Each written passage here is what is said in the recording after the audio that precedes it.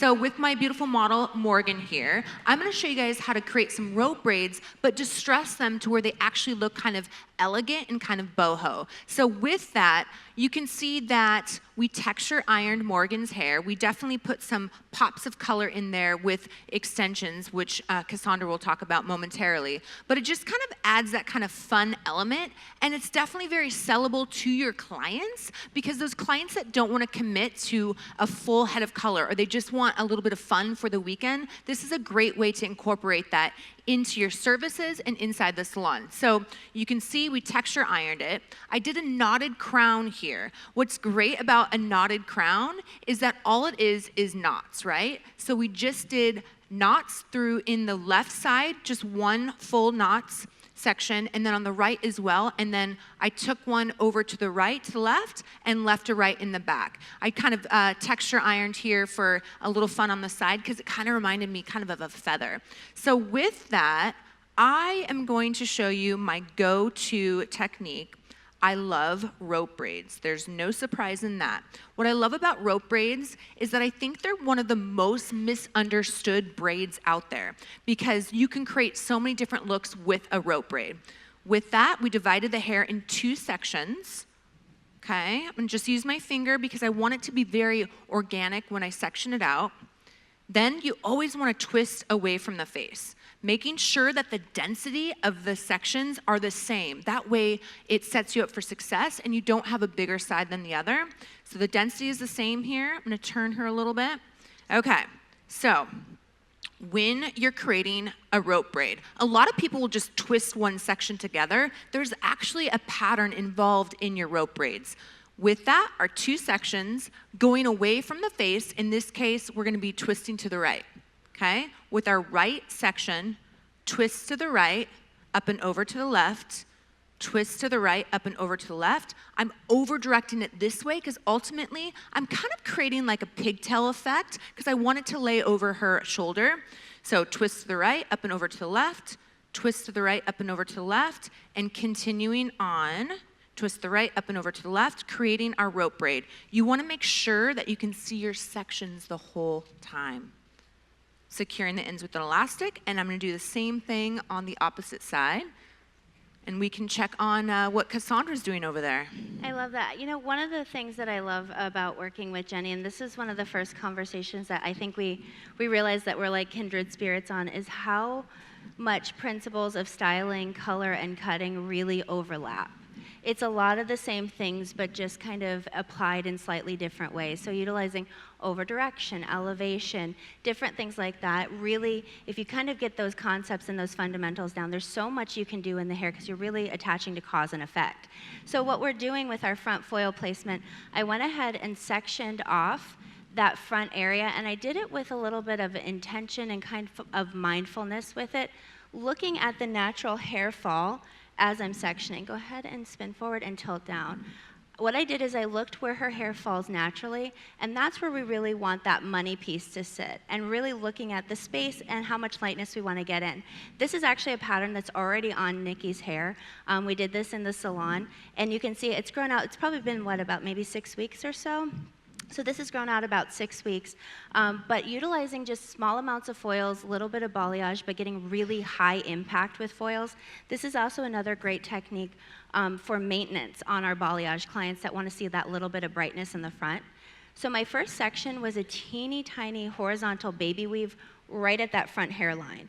I always go in horizontal there, even if they wear a side part. That way you get a really nice even split. And now I'm going to go in, and this is where our foils start to mimic that balayage placement. And if you think about how balayage really sits, it's skinny at the top, and then it's got a thicker, kind of more poignant point of lightness at the bottom. The way we're gonna mimic that is we're gonna go in, and our next section is gonna be a slice, and then we're gonna go in with a teasing pattern. So think weave for the skinny pieces that go all the way up, tease for that pop of brightness on the bottom.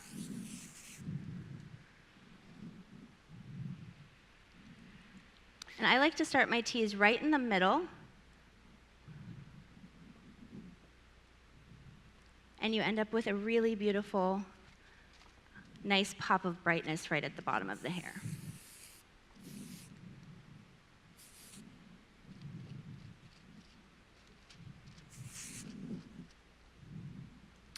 All right, you guys, so I've been talking about it for a while on my social the last few days. Redken is actually launching a new product.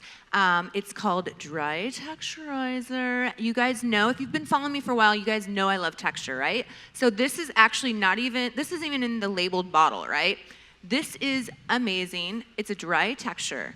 And what that's gonna allow me in my style is give the rope braid tons of grit and also expand the hair. So what I went ahead and did is I aggressively sprayed on our rope braid, and then we're just taking the ends of elastic and pushing it up and then spreading out that rope braid. So it really takes the rope braid to the next level. What's great about this too is that you can create so many styles with this rope braided technique.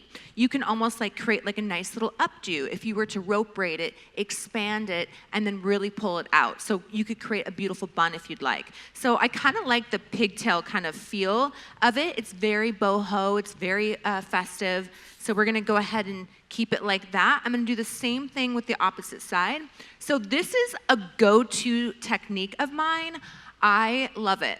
So what we're gonna do is aggressively spray the dry texturizer, right? And I mean aggressive, you can see the cloud. What that's gonna do, immediately we have some hold, and it, again, expands the hair. We're gonna hold onto the ends, so just the baby ends, and I always like to think, it's like 5 to 10 strands of hair. Why? You need to allow this hair elastic to move up. If you're holding on to this whole head of hair, or the ends here, this elastic's not gonna move up. So we're gonna go and hold on to our baby ends, take your hair elastic and simply push it up. What a big difference that makes, right? And that is so easy. So at that point, we're gonna go ahead and kind of pull on the rope braid a little bit, expand it, almost like you're fanning a deck of cards. So you're just kind of using light tension at the base, and then as you get to the corners, you use a little bit more tension. So it's the same kind of concept. So we're just gonna go ahead and roll that out, and that texture spray is definitely gonna give us lots of grit and texture. Love it. Using a little bit more here.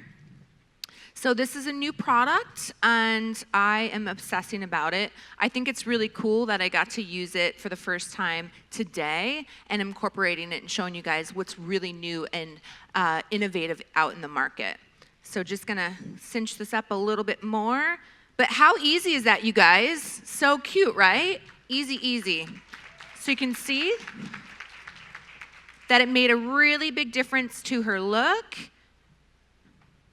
And again, you guys, I just want to show you, you can certainly take these rope braids in the back and create a beautiful bun with that if you just simply tuck the ends and bobby pinned it into place. So there's a lot of options with that technique. And I'm going to show you a lot more. So thank you so much.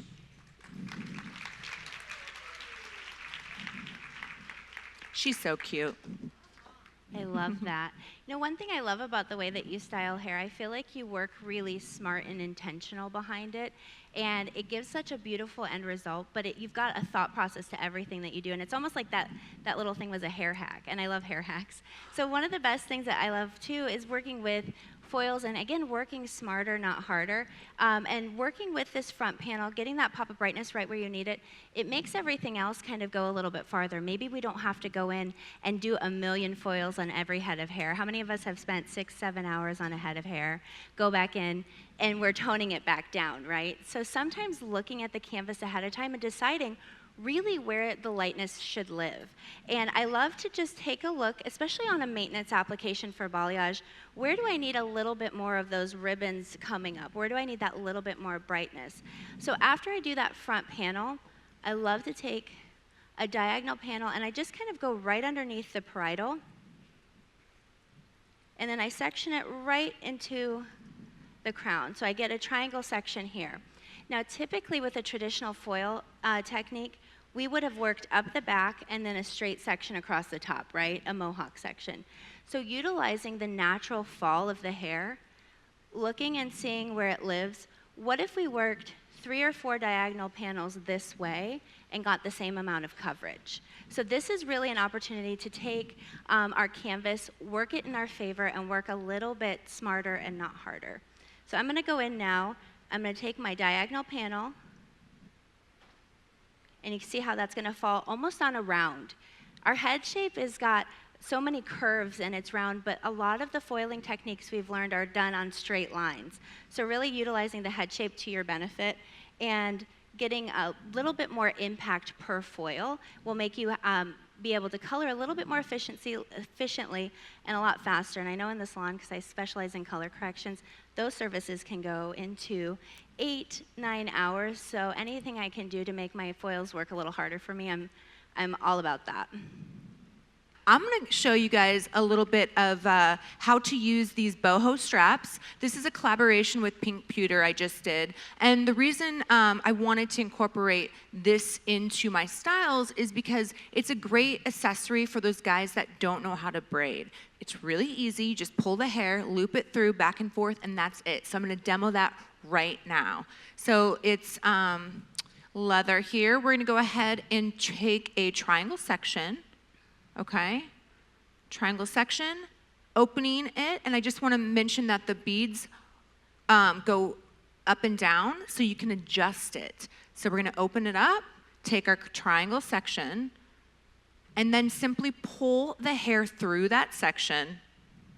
Then as it's there, we're going to flip it around. We're going to take that bead and just push it, lock it into place. Then we're going to open that section up, pull that hair through, and we're just going to continue to do that to the nape of the neck, and that is it. You guys, this creates such a really cool look with not actually physically having to braid the hair. I love those. I got to play with them a little bit when we were in Arizona together, and as a non-braider, I will tell you, it makes life much easier. I love that. So what we're doing we're working through our second foil, and what you'll notice is as I shift my foils up, I start to over-direct my section forward a little bit. That slight over-direction gives you a little bit lower of a drop at the crown and a little bit higher of a highlight at the front. Just a little bit of movement, just like hair cutting, pulling our layers forward, cutting them, letting them fall, you get a much softer result than if you cut them where they live. Same thing with highlighting, shifting your your front sections forward, shifting your top just a little bit forward. The second it falls, you get a lot more spread and you get a lot more blend to it. And I feel like everything we're doing with color, if someone wants a blended end result, the blending should start from the beginning, including the way we highlight. So just that little tip can really give you a lot more time saving in your toning step when you're not worrying necessarily about blending out stitch marks or something a little bit more of a solid line, which I know I've gotten sometimes with my foils if I go too horizontal with my sections. So I want to mention too, because I get a lot of questions about, how to increase your service menu.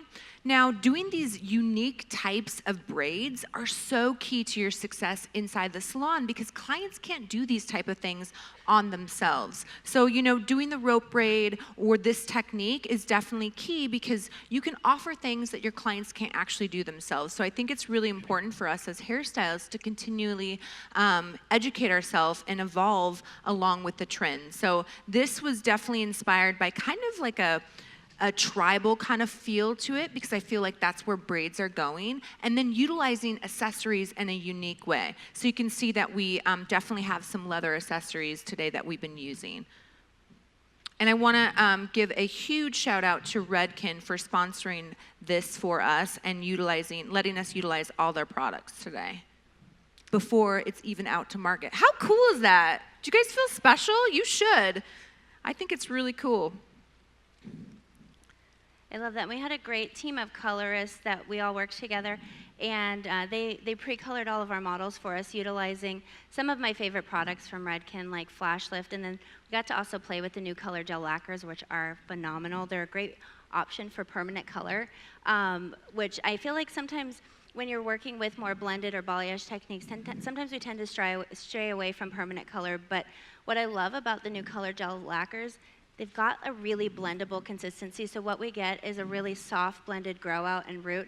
We actually used them on Nikki about 6 weeks ago, just to kind of shift her natural and blend it into her balayage highlight. So thank you to Redken for sponsoring us and giving us lots of fun things to play with. All right, so I'm just finishing the ends here. I'm just wrapping it back and forth. And then I'm gonna show you guys another new product. So it's like the first day that I've played around with it. It's so fun being able to like see the new innovative products that are out there. So I'm gonna pull this through. If it'll make it, maybe it won't, we'll see. And then we're gonna have some fun with some new products. So they just launched this great dry shampoo powder. You guys, this is like the test bottle. This isn't even, it's not branded at all. So you can either kind of just squeeze it and it goes up, or if you want to be a little bit more aggressive, you can go down with it. So with that, I'm gonna go ahead and apply it on her hair, and I'm gonna pull this out. So you guys can see this looks really cool, very festive, right? So it's definitely consumer friendly, but I wanna go a little bit more editorial with it just for fun today. So we're gonna go ahead and use the powder, get a little aggressive with it. I use that word a lot because I love my texturizing products. And then I'm gonna expand it. So with that, all we're gonna do is pull it upwards, and there's an actual technique. You don't wanna just start ripping the hair apart. You wanna gently kind of pinch it and pull it out, like fanning it out. So holding on to it and pulling it out just for something really fun. It's gonna create some loops in the hair, and I think it's really unique. That's gorgeous. I love, love, love your new strap. I think that's beautiful. This is the finished application on this side for the color. As you can see, I worked through that whole front section just in 3 foils. And as a maintenance application, that would give those little pops of brightness. You could go through and balayage the ends, you could tease them, get a little bit of brightness, or you could just leave it like this for just a little bit of a blend as it grows.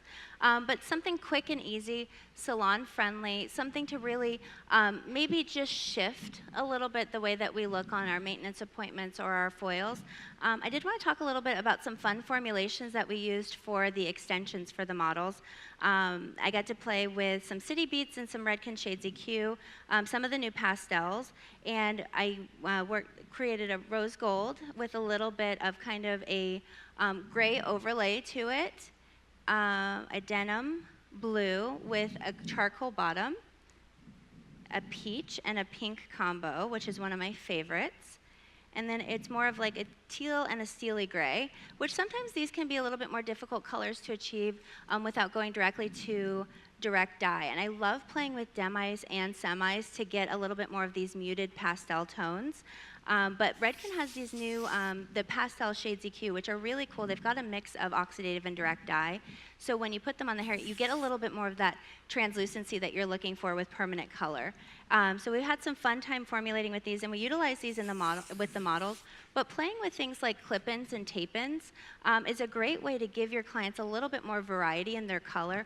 Sometimes with color corrections, when clients' hair can't handle all the lightening right at the ends, sometimes shifting into some extension work that's really gentle on the hair can give them the pops of lightness that they need without maybe going into a service that maybe their hair can't handle. So I love playing with extensions. I love playing with custom colored extensions, and we got to play with them on our models today too.